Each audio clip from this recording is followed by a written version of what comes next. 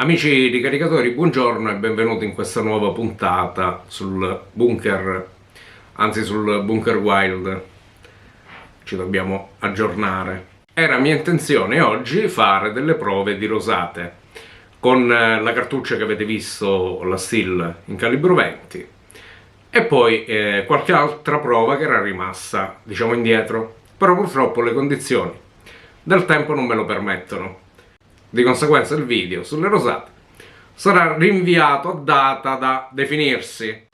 Quindi ho deciso di fare insieme a voi, come ai vecchi tempi, ritorniamo al bunker primordiale, una carica in calibro 410, una carica abbastanza consistente. Parliamo di 20 grammi.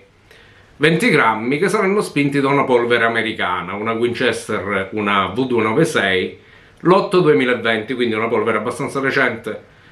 Logicamente la carica è stata bancata.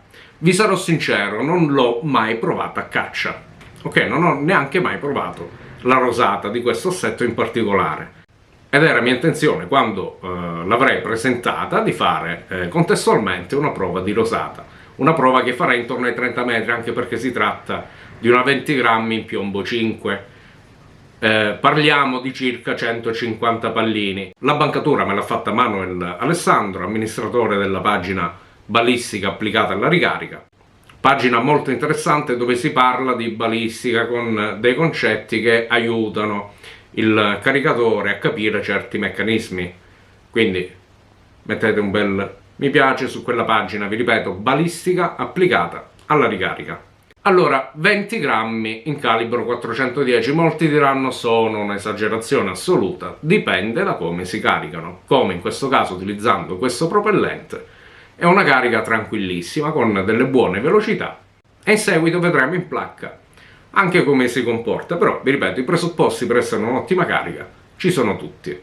Queste polveri hanno la caratteristica di spingere grammature abbastanza elevate con delle buone velocità, come vi ho detto, però mantenendo le pressioni veramente basse. Hanno una curva pressoria che si sviluppa in modo diverso confronto alle altre, con una spinta più regolare nello spazio e nel tempo. Quindi, nonostante il picco pressorio non elevato, riescono ad accompagnare, lanciare l'ammasso borra pallini ad una buona velocità, trasferendo ai pallini una buona energia.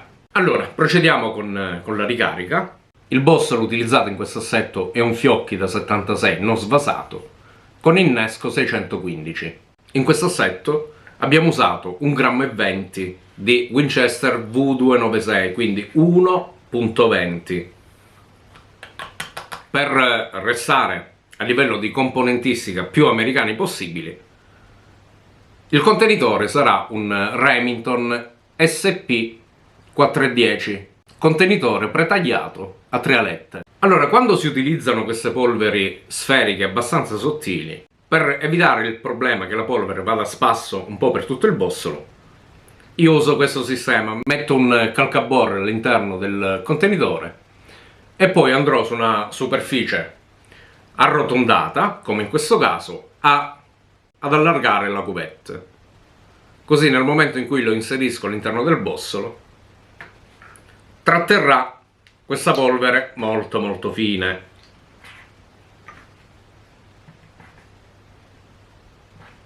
Allora, passiamo al piombo, che sono la bellezza di 20 grammi, come vi ho detto prima, di piombo numero 5.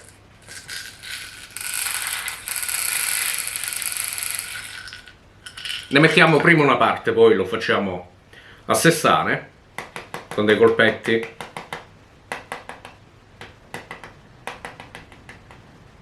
E mettiamo l'ultima parte di piombo. Ok.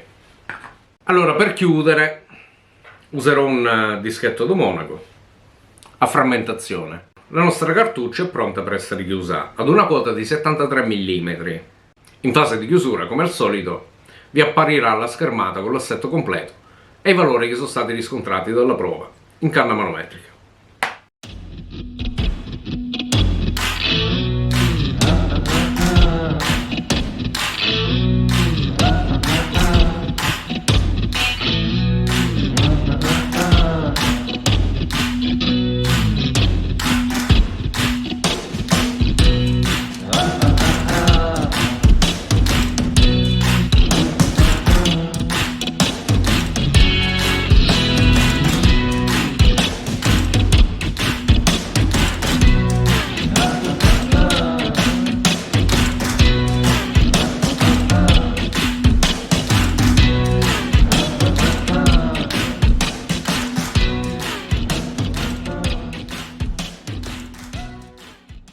Avete visto come, nonostante 1,20 g di polvere e i 20 grammi di piombo 5, la pressione media si è stabilizzata a 800 bar.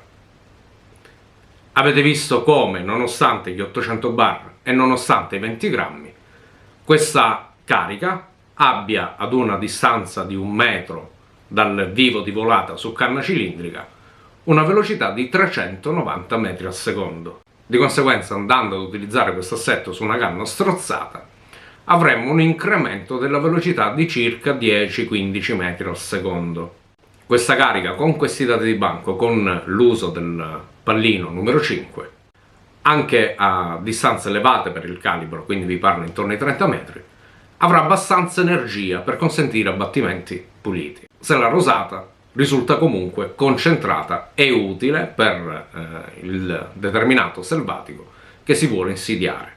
Visti i risultati della prova in canna manometrica con la pressione che si è mantenuta a 800 bar, ho deciso di dare ulteriore peso alla carica utilizzando 0,60 grammi di buffer nel tentativo di mantenere alla distanza di 30 metri la rosata ancora più concentrata, sfruttando il potere ammortizzante del plastic buffer.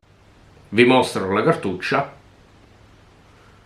vedremo se questo funzionerà, quindi vi rimando al prossimo video dove proverò queste due cariche, sia normale sia con buffer, ad una distanza di 30 metri, utilizzando il mio Rizzini Artemis con gli extended da 2 cm esterni della Gemini. Quindi, per non perdere il video dove verranno provati i due assetti in placca alla distanza di 30 metri, vi ricordo di iscrivervi al canale. Detto questo, non mi resta che salutarvi. Ci vediamo al prossimo video, sempre sul Bunker Wild. Ricordatevelo. Ciao!